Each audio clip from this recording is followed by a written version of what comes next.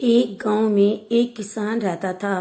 वह दिन भर खेत में मेहनत कर उसमें उपजी फसल से अपने परिवार का भरण पोषण करता था। लेकिन कुछ वर्षों से मौसम की मार के कारण उसके खेत में अच्छी फसल नहीं हो पा रही थी। कभी बाढ़ तो कभी ओले तो कभी सूखे से उसकी फसल बर्बाद हो रही थी। इस कारण वह बड़ा दुखी रहा करता था। एक दिन दुखी होकर वह भगवान को कोस रहा था। तभी भगवान ने दर्शन दिए और उसके दुख का कारण पूछा। किसान बोला, भगवान, आपको खेती की कोई जानकारी नहीं है। आपके कारण हर साल मेरी फसल बर्बाद हो जाती है और मेरे परिवार के सामने भूखे मरने की नौबत आ जाती है। एक साल मेरे हाथ में मौसम को नियंत्रित करने की शक्ति दे दीजिए, फिर देखिए कैसे मैं फसल लहराता हूँ, अन्न के भंडार भर देता हूँ। भगवान बोले, ठीक है, आज से तुम ही मौसम को नियंत्रित करो, मैं इसमें कोई दखल नहीं दूंगा। किसान बहुत खुश हुआ। उसने उस साल गेहूं की फसल बोई। मौसम का पूरा नियंत्रण उसके हाथों में था।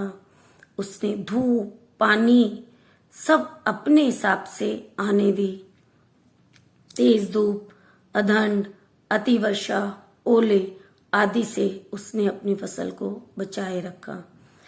किसान बहुत खुश था। उसने उस साल गेहूं की फसल बोई।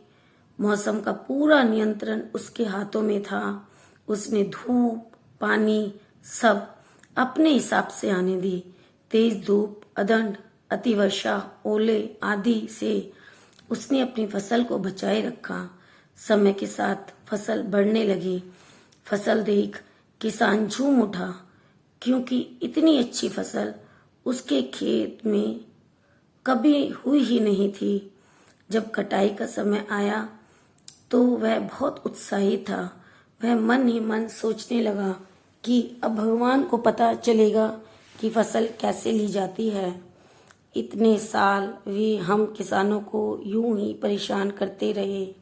फसल कटाई का समय आने पर किसान ने फसल की कटाई की तो गेहूं की बालियां देख उसके होश उड़ गए।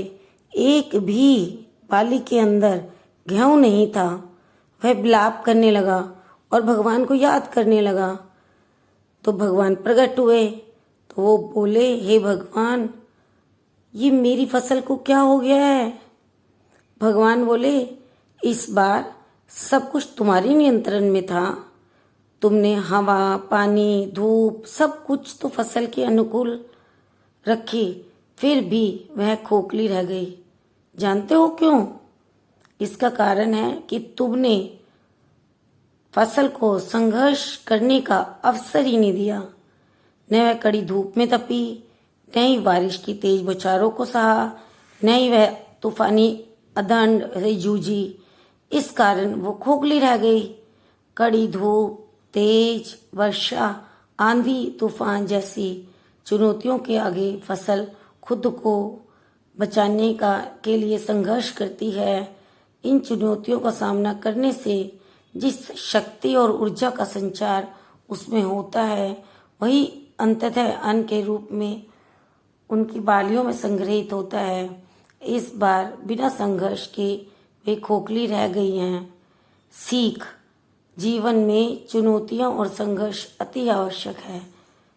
चुनौतियों से जूझने और संघर्ष करने से हम में कई आंतरिक गुणों का विकास होता है। हम साहसी, जुझारू और आत्मविश्वासी बनते हैं। ये हमारे व्यक्तित्व और प्रतिभा के विकास में सहायक है।